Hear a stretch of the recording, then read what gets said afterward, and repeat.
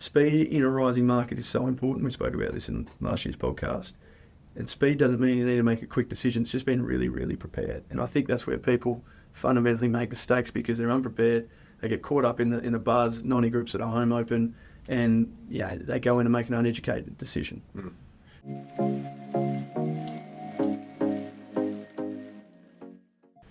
Good morning, everyone. Welcome to the Perth Property Show. My name's Trent Fleskins, your host. As always, we're straight into the big chat. It's the 8th of January. Most people are still on holidays, but Lachlan Delahunty is in the studio because the buying doesn't stop.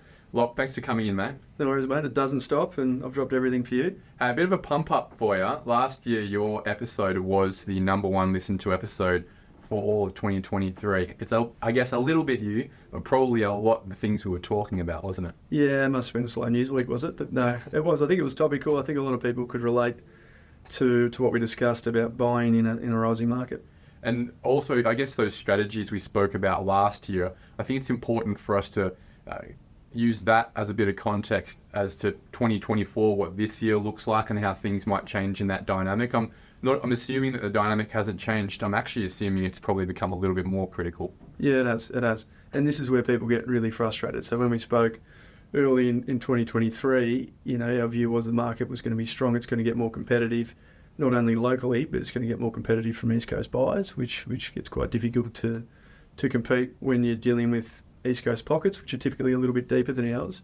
So no, the dynamic won't change this year, and I think it will get more difficult to buy as more competition comes into Perth, both from an investment East Coast mentality as well as local investors and owner occupiers all competing for the same stock. This week last year, we just started ticking towards 8,000 properties on the market, dropping every week, losing 100 or 200 properties a week. We're sitting around that 5,000 mark, and for a while now we've actually been under the 5,000 mark. I don't think either of us expected us to get into such a critical position, but it does demonstrate why we're having these conversations. When you think about having less than 5,000 properties on the market for a population of over 2 million people, of that, only 2,000 are established fully detached homes. Yeah, it's crazy to think. And 12 months prior to that, there was close to 15,000 properties on the market. So when we were having this conversation last year, it was, okay, can it get any lower than the 8,000 properties that were on the market? We're now at 4,700. So it does become, I guess, a market of desperation for some people that actually generally need a place to live. So you're right, a lot of that, less than 2,000 of that is established homes. So for those looking for family homes, it becomes really, really challenging. And I guess to that point as well, when we think about the other options available to people looking to buy a home, whether they've been living here their whole life or coming into the state, and we'll talk about immigration today as well, is there is no substitutable market really. If you or I, even in our positions looking at properties every day, we're in a position where we were kicked out of our place somehow, finding a house even for us as a rental property would be extremely difficult. Yeah, well, I think the desperation in the rental market's almost worse than, or at least equal to that of the buying market. And the problem is the building industry is taking such a hit, which I'm sure we will discuss. And I guess the trust in going through that process and buying a block of land and building is now more difficult than it ever has been with a number of builders that have fallen over. And I guess the turnaround times on producing a finished product is longer than ever with trade shortages as well as labour shortages across the board. So that as an option is buying a block of land and building is probably as challenging as it's ever been. So that's making it really problematic. But more importantly, if someone does choose to go down that path, they still need to live somewhere for that 12 to 18 month, or in some cases 3-year period to build a home. So that puts more pressure on the rental market and more pressure on the established market. Now, I don't envy you, mate. A number of times over the last year, you've come to me and said, mate, my job is just getting harder and harder and harder. To a point where sometimes I think there's been a bit of despair on your side. It has changed from years ago where you get a property off market and straight away you had that lockdown. There wasn't really a conversation about it. You were the solution to that seller a lot of the time. Now the dynamic really has changed, hasn't it? Obviously, you're still buying property off market. That's your job. That's your competitive advantage. But you've told me about times where you might see 10, 11 offers go unaccepted before you actually get one accepted on the market. Yeah, no, we are really fortunate. Still 45% of the stock we buy is off market. And really that comes down to having really strong relationships with the agents, but that's not relationships now. That's been established over the last 6 years. I've got a team of 10 buyers agents that work really hard to establish those relationships. So we are fortunate, but it is getting more challenging because, like you said, our job is to buy and buy well for our clients, and a big part of that is the price around that. And we're not a business that's going to go out there and overpay for product. So I've had instances where our buyers agents have missed out on 13 or 14 properties in a row. And understand, for us to put an offer in on a property, we're inspecting probably 10 to 15 properties per offer, right? So that's, for that particular buyer's agent, it could have been 100 properties that he's inspected. It's a lot of hustle. It really is. But that's the nature of what we do, right? And I know people are, even our business is built around this. It can be difficult in a rising market because we work 3 to 4 times as hard for the same outcome. But at the same time, WA has been a market that's been flat for so long. And, in 2018 and 19, when we're having these conversations, Perth property wasn't a place where people thought they could make money. But for the first time ever, people have got equity. People are, their own occupied properties are improving in value, and it's giving them more options. So although it is challenging, it is a real positive for Perth and WA because for the first time ever, people have got equity in their assets. The last few years in Perth, I think, have been characterised by that trepidation, by a lack of belief from the local market, and shown a cycle of emotions that I spoke to Brendan Ptolemy about a few weeks ago. It started with that preference to seek value and get in and still try and win the transaction. As the market started to progress and the East Coast market has started to come in with far less trepidation, the local buyer is starting to get frustrated and really a level of disbelief. It then turned to anger, and it seems now that the year 2024 will have to be a year of acceptance from the local market that prices have moved, they're going to continue to move, and the conversation is no longer about, as a buyer, winning that transaction financially. It's more about winning that transaction in terms of access. Yeah, definitely. And that's what you'll find in this other conversation. Like last year with a client that said they're not in a hurry, right? And I completely agree. You never want to rush a decision, and we never want to see emotional buying because when they're emotional, will make bad decisions. Especially with an owner-occupied property, you don't want that to be a regret for you. Exactly. And that's when you find in this market people start to take shortcuts. They don't have a clear strategy and they make a mistake. But in saying that, it's not a time to sit on your heels because every month that you're out of the market, we're seeing about close to 2% growth per month. You net that out 6 months. That's pretty significant uplift on $1 million property that you're leaving on the table. So albeit we don't want to rush the process, we want to be actively ready to buy for the right client, for the right opportunity, because every month that we delay that, we're costing the client money, but they're costing themselves money. So it's having honest conversations. And for those going out into the marketplace, probably coming back from holidays at the moment, and probably got a New Year's resolution, we want to get in the market this year. Certainly don't rush the process. Make sure you've got a clear strategy.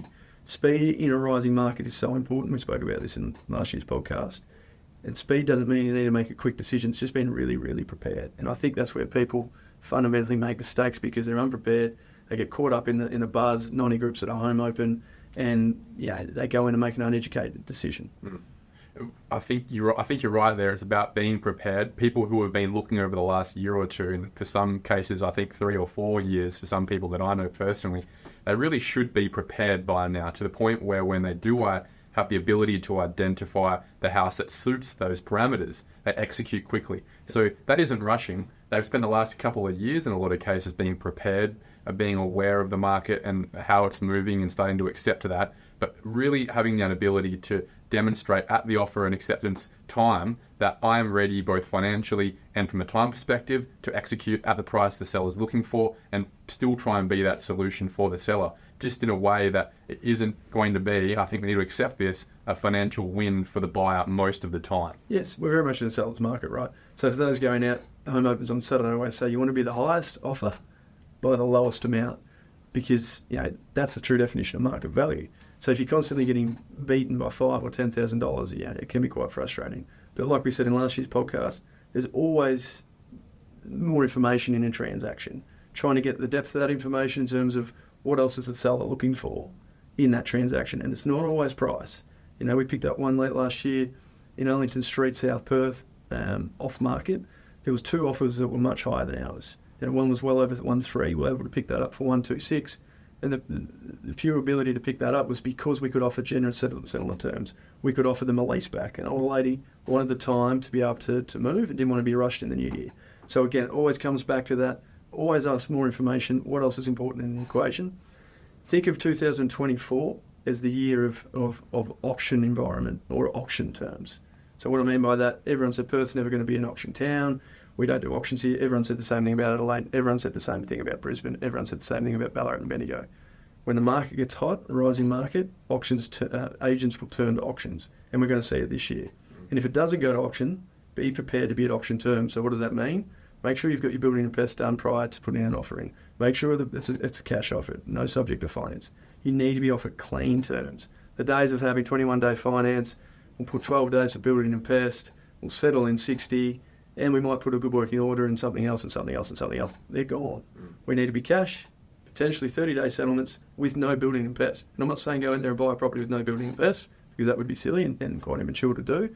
But I'm telling you, get that done prior to making the offer, because if there's 5 offers on the table and they're all very similar in price and yours the cleanest, that goes at the top of the pile. So have a little bucket there to invest over a number of properties to give yourself that best opportunity. When we think about 2023, affordability was the theme for me in that year, and I think it really has come out in the wash that it really has come out in the wash in the price rises that we saw in the affordable market, and I would say that is probably below $800,000. We saw a real compression upwards of prices in that space. Anything where interest rates really wouldn't affect the average person's affordability in Western Australia, we've essentially seen 20% growth in that space.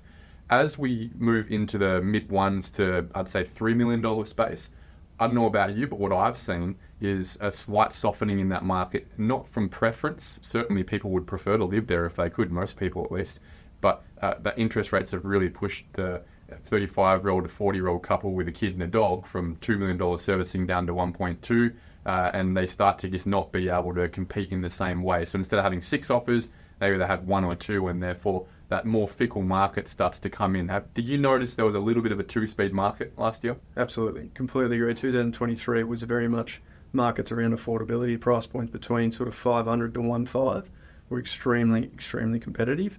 Certainly anything north of 3 mil, 3.5, we certainly found that the buy pool diminished at that level, and things just stuck on the market for a little bit longer. But it's interesting, I had a strong conversation with John Hunter about Subiaco in general, because we've got a number of clients that hold assets there, and potentially the view was that the market may not have a lot of growth in it over the next sort of 12 to 18 months. I completely disagree. Those markets in a rising interest rate environment tend to struggle, and last year was significant. We haven't seen a market, we haven't been through a market where we've seen significant interest rate rises on several occasions. 2024, potentially 2025, it may start to reverse. And when do those markets typically perform? In a market where we start seeing easing interest rates. So if we see interest rates start to sort of ease to the back end of this year, potentially to 2025, we're going to see the sort of the north of 2.35 market.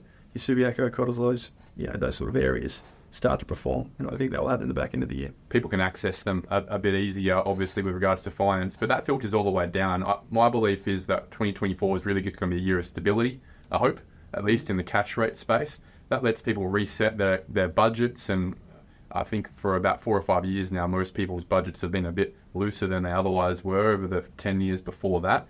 We're resetting back to a more of a normalised budget space for our haulages, if not a little bit higher than where it's been in the early 2000s, for example. And then we move to the end of this year and we start to see and there is a view that we'll start to see drops. I believe that's where we're really going to see Perth turbocharge. The second that the perception is interest rates are going to get cheaper, we start to see a lot more money come back into the market, more so than what we're seeing at the moment, right? So my prediction for this year, being a stable market, which is what we want to see, in being a stable interest rate space, which is generally what we want to see, it gives confidence to a market about their budgets, is that if the fundamentals of demand and supply are not going to be any different, or if not worse than they were last year in 2023, then we should expect the same outcome from the asset's price growth, right? So last year in 2023, we saw that market below 800,000 really kick up about 20% and sit above 800,000 kicking up between 5 and 10%.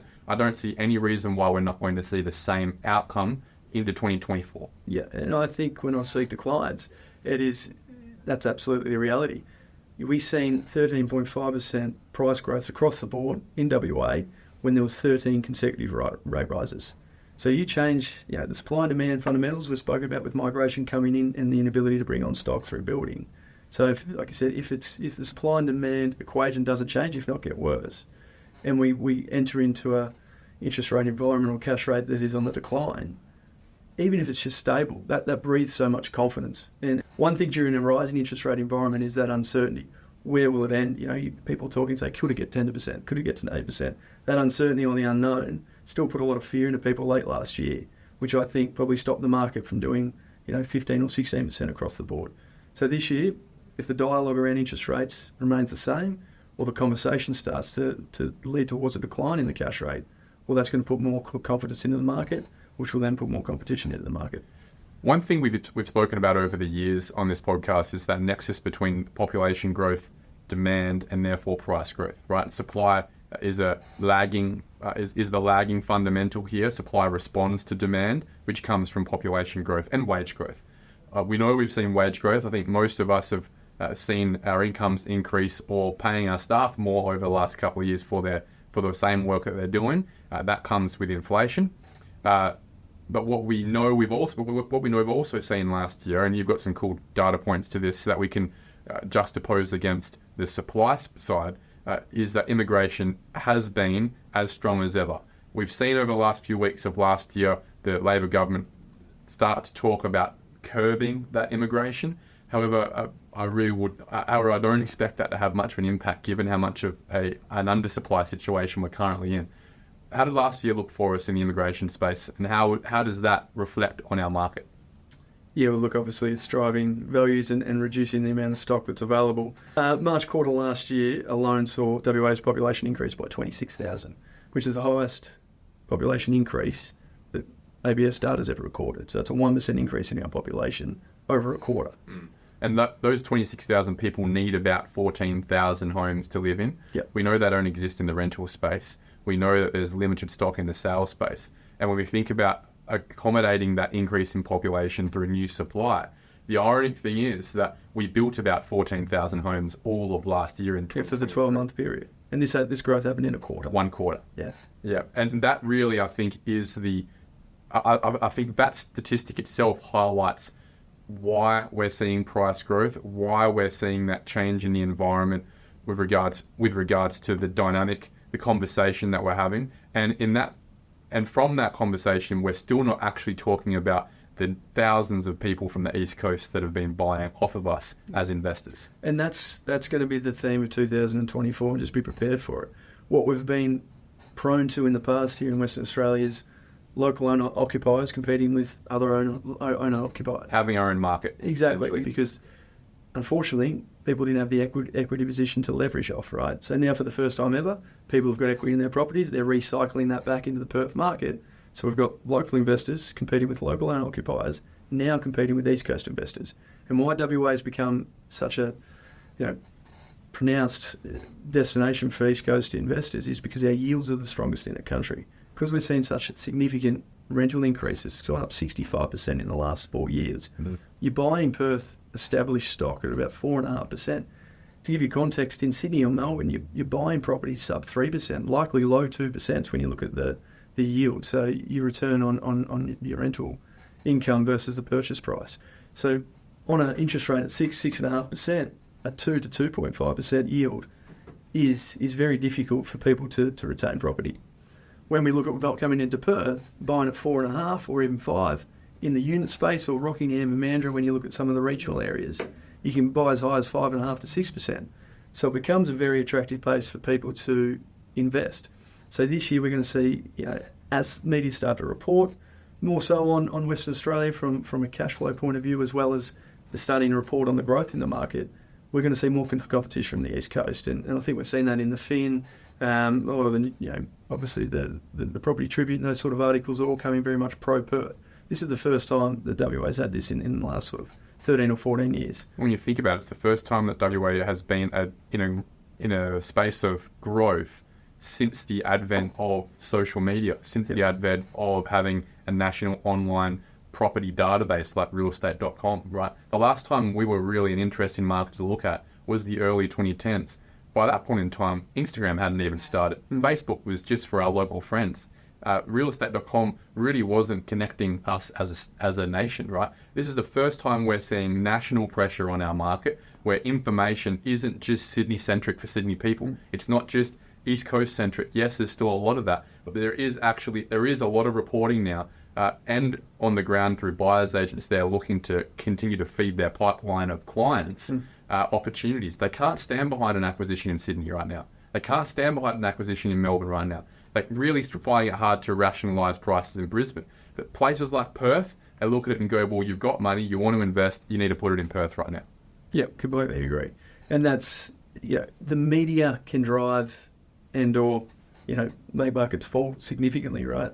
FOMO, when you look at the Sydney market and the peak of 2017 or the Melbourne market in 2016, the media and FOMO drove those markets for another 12 to 18 months in excess of 50 or 60%.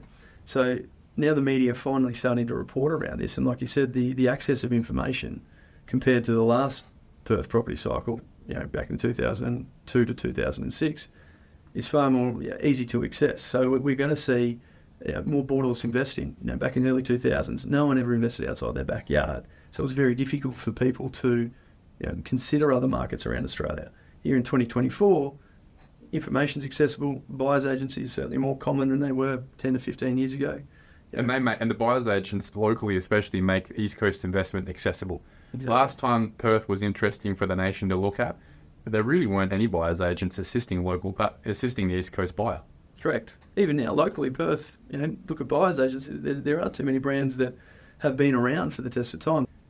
The interesting point that I think we're making here is that we've seen through commentary all the way through Gosnells, Rockingham, Mandurah, Kwinana, those places where the East Coast buyers have been flooding. They've already been taking more than half of the stock off the market for the last couple of years. You see a lot of commentary. You have a national brand that sits within the team. You're expecting this to sustain into 2024. You don't expect the commentary, you don't expect the narrative to start to wane at any point. Not at all. I think it's going to be more pronounced than it was in 2023. That's hard to actually believe. Yeah, I think. No, it is. But when you look at what's happening, and like I said, data's typically quite lagged, right? So the data's that the people read in the papers is typically 2 to 3 months old. So in reality, we're going to start getting the November and December data in February and March. And that's going to be very, very positive. And then people start to, typically investors are like sheep, right? Herd mentality. They'll get in after they're confident they've read about it in the paper. So I think this year is going to be, built upon the media. And like I said, the markets that we were buying in 12 months ago, 2 years ago, we're not buying in as a business for investment now because those markets have shifted significantly. Typically we buy somewhere between 25 to 30 suburbs. Those suburbs that we buy based on the data we track, they change every quarter. Because, give you an example, we did take a strong position in Rockingham and Mandurah last year and the year before. But we had a client that we purchased a property for in Rockingham in March 2023 for $450,000. That client, for personal reasons, had to sell that. Against our advice, we weren't advising to sell, but obviously personal reasons, he did have to take that onto the market in November 2023. And sold that for $580,000. Cheers. That's 32% growth, or 30, close to 30% growth in 9 months. So is that sustainable? No, I don't think so. But across the board, I do think we're going to see similar levels of growth in 2023, if not more in 2024. So you just spoke then about that evolving profile of suburbs that you're looking at. Can you share with the audience where you guys expect to be looking at over the next couple of quarters? Where do you think the opportunity is? Exactly. I won't go to the level of suburb selection because I don't want to create more competition for ourselves than we already have. Typically, I've been more sort of generous with that information. But where I think the best opportunities in the market at the moment is between finished and unfinished stock, right? I think there's still a fear in the market for people to go and do work themselves because of the trade shortage, the labour shortage, and just generally the building industry as a whole has been quite tainted post-COVID. So there is an absolute premium I felt late last year. Disproportionate people would pay for something that's completely finished compared to something that required the work to get it there. So you think it's the time for a renovator? But I really do. It's the year of the renovator. It really is. I think if you look into, and I've done it in a couple of projects that we've been involved together and personal projects, for every dollar you're spending, you're getting 2 to 3 back, and that makes commercial sense. When it doesn't make sense is when you're spending a dollar to make a dollar. That it really baffles me when people go down that. So it's spending the money in the right places, and again, don't overcapitalise. And I get people just go out there and buy a knockdown that can't be repaired. But I do think people are paying for convenience more than they ever have. We're in 2024. People want everything, want move in ready. They don't want to wait for things. But if you can be a little bit patient and have an eye for quality stock that can be reconfigured or renovated, I do see that as being the biggest opportunity in the marketplace. I can concur with that. I've seen in the settlements division of Strategic quite a lot recently. Whereas maybe 3 or 4 years ago, that person who was trying to renovate the old original 80s 3x1, give it a lick of paint, puts even some structural renovations. I didn't see any value for money coming out of them there. They were still limited by a lack of demand, really, and a lack of acceptance to pay overs for that because they didn't need to. Now, I'm seeing for the first time people bringing properties on the market where you can go, you've just put lipstick on that pig, really. They're like, that is still an 80s 3x1 at the end of the day. You've made it look like a great beach shack. The theme's great, the interior design's great, but people are paying massive overs for that when really it's still a house that's 45 years old. Yeah, exactly. Well, that's they come up with Art Deco, right? The 60s stock that no one wanted, they put a Art Deco label over it to make it more attractive. Same with the 80s. It's pretty unattractive stock, really. But people are, with interior design, making these things come to light without spending too much money. In the absence of being able to have the confidence to build a new home. That's why. Yeah. And I think that's where the shift has happened. 4 or 5 years ago, people would go, yeah, no problems. I'll build the new home, make it look exactly where I want to. I think a big part of that market that would have been home builders have decided, I'm not building. What we're going to do is renovate that house. Or if we can't be bothered renovating that house, we'll buy the renovated house. And that will essentially be our pseudo new house. Yeah, but that was because of the cost of construction, right? When we always look at different markets and the replacement costs. And replacement cost is so important. And the gap between what it costs to buy land and build compared to buy established. Earlier mid last year was close to 200,000 across the median of Perth. So why wouldn't you buy established? You got a $200,000 shortfall. That gap is closing. There has been stability with building costs, although higher than, most would like.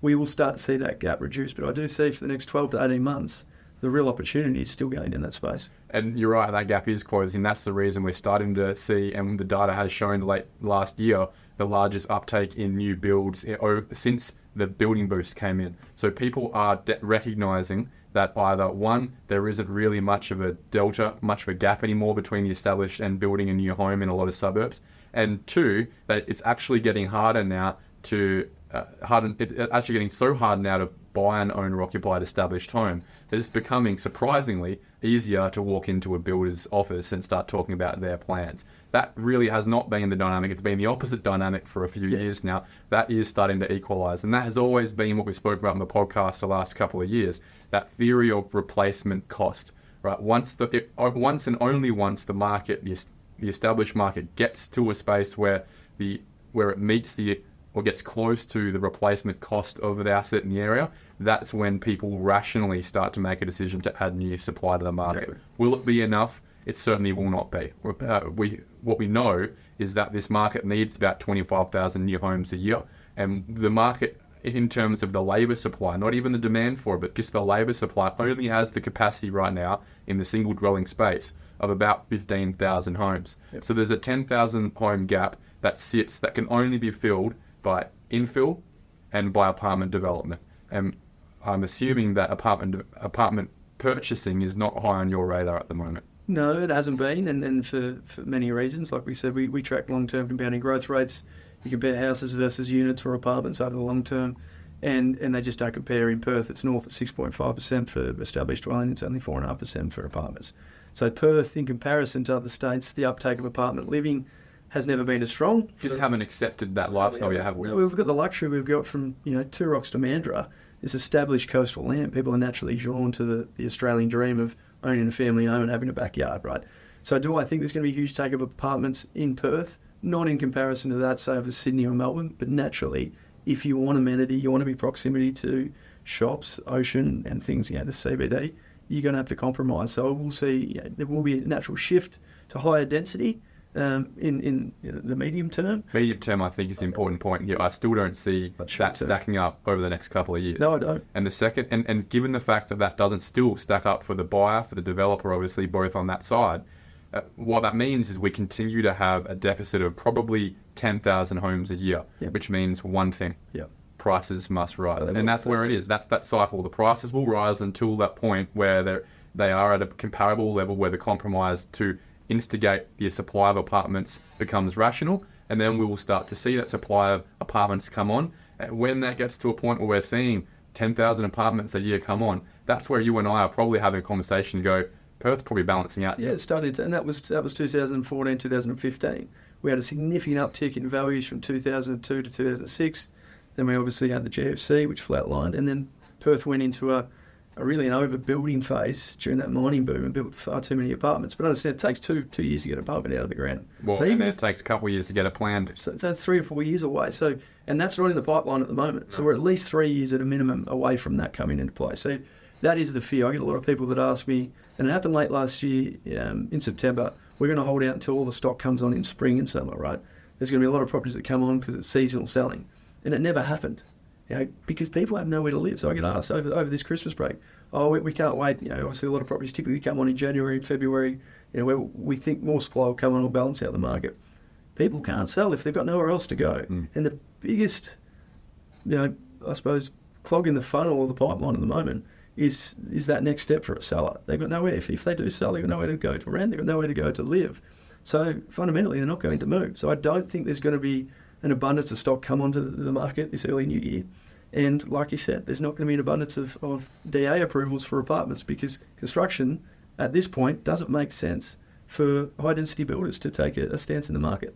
Yeah, so given that, I expect to see price rises. Segueing to price rises, it's interesting to note the last 3 years in a row now, I've noticed since from Australia Day to, I'd say, April, that's where we've seen the vast majority of the year's growth. Are you expecting the same thing? Are you telling your guys on the ground, guys, you got a couple of weeks here to get some bargains before we start competing again? It is the most competitive, I call it selling season. If you look at every market across Australia, Sydney, Melbourne, Brisbane, the data is very consistent. Typically, you see a majority of the activity in the first 2 months of the year. Is it people just making New Year's resolutions, school time frames? What is it? Yeah, it is. It's all of that, right? People get decision fatigue late in the year, and that's why we're looking forward to Christmas. Yeah, and that's why we see some really good buying opportunities typically later in the year because everyone says, okay, I've had enough, I'm just going to put this decision and put it off to the next year.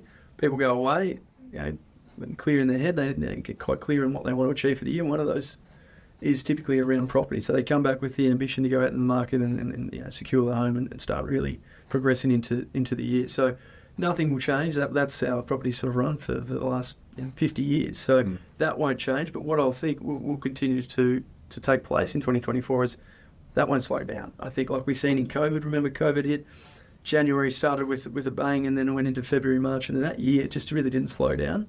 I think that's what we're going to see in 2024. We're going to start strong and then the momentum's going to continue to carry us through into the year. Can you give us a couple more interesting anecdotes from 2023 to characterise how that year was, and so we can then juxtapose the next question I'm going to ask you about 2024? A good example was one we're working on in November last year. Kingsley, we had that off market in June for $850. They took it to market and achieved high 900s, almost cracked a mil.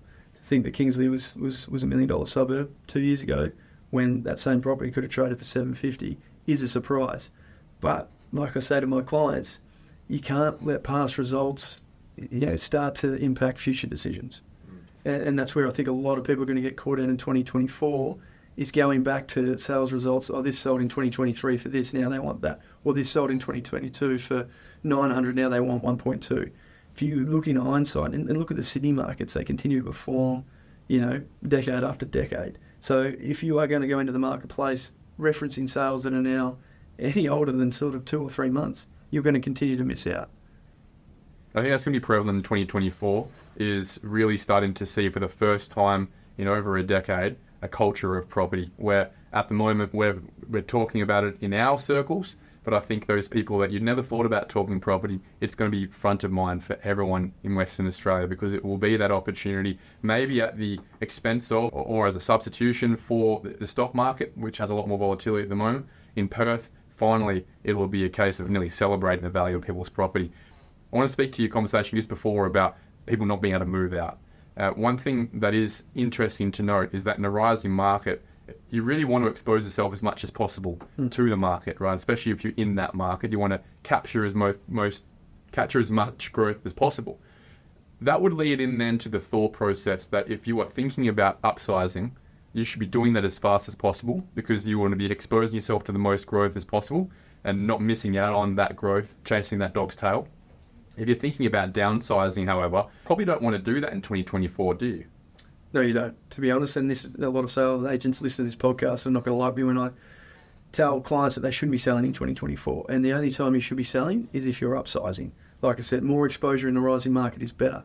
The biggest problem or the biggest concern I have with clients that are trying to trade in 2024 is time out of the market.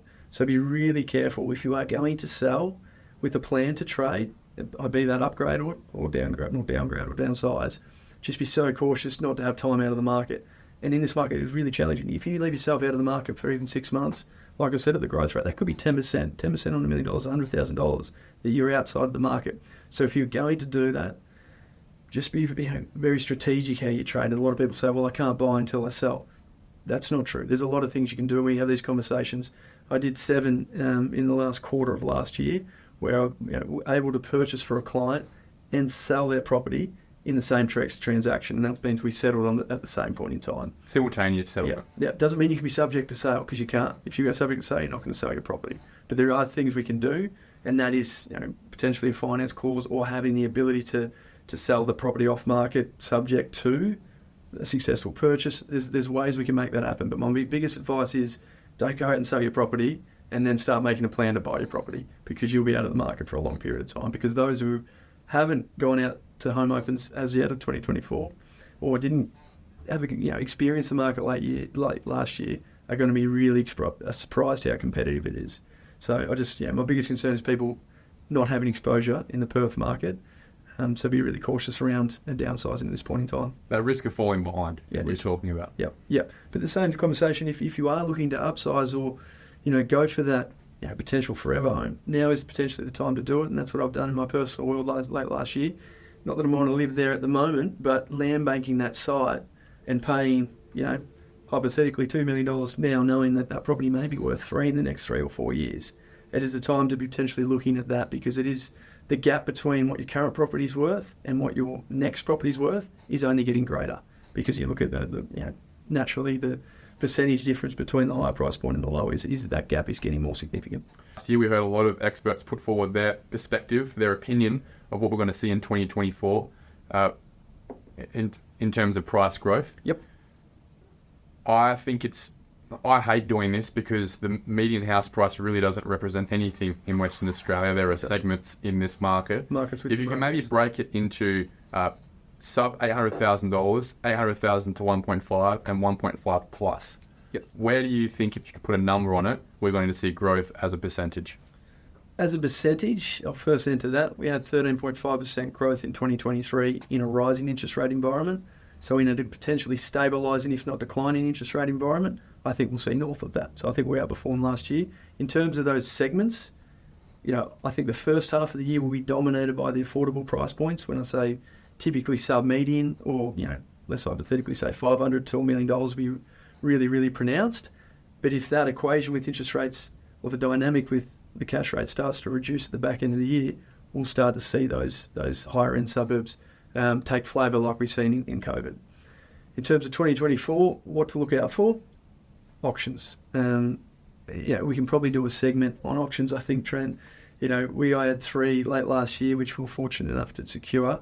I think we could probably talk about auction tactics, but doing some research around this, getting really comfortable going to auction. A lot of WA people get quite nervous because it's something that we're not. Most people have no experience in it. They don't trust the process. And it's intimidating for a lot of people. It doesn't actually work for a lot of sellers. Yeah, but we're going to see that. I think 2024 is going to be the year of auctions. So being prepared for that. Maybe in our next podcast, we'll give some light on to how to perform. A lot of my job late last year was purely going to auction for clients because there is an art to it. There's certainly a strategy. Anyone said it doesn't matter, it's just who's got the deeper pockets are wrong. There's a lot that can be done at an auction.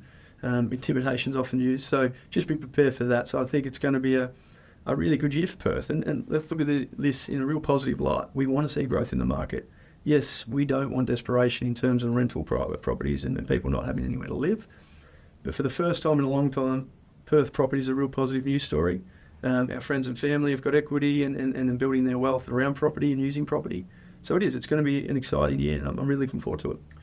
I'd like to leave the conversation with this point. We are still the highest earning state in the country. We pay the same interest rates as every other state in the country.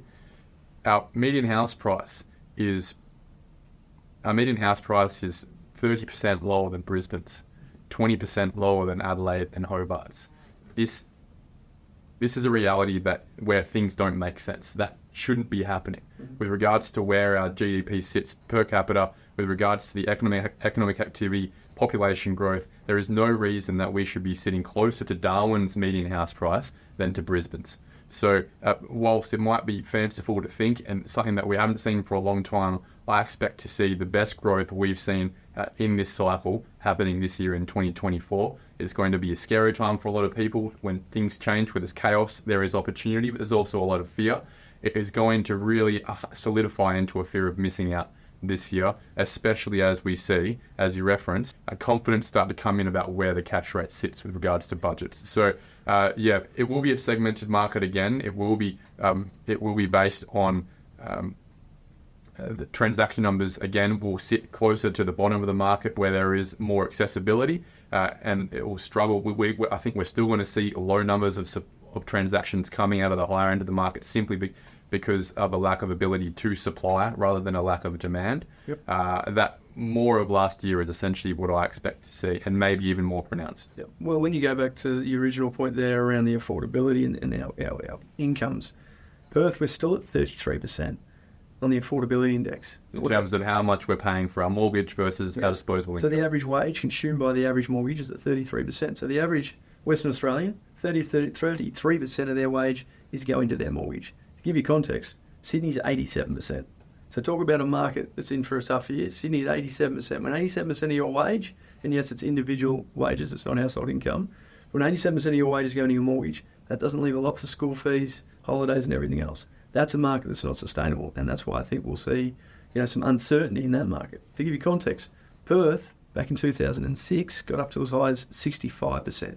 So at 33%, if median house prices were to double, we still wouldn't be at our affordability index ceiling. So that gives me confidence that Perth, from an affordability point of view, is certainly going to drive and continue to drive values into 2024. Lachlan, thanks for coming in, mate. Look forward to speaking to you again later on in the year to have a bit of an update how things have been performing and how sane you are on the buying side going throughout the year. Thanks, Trent. It's always good to come on. Cheers, mate.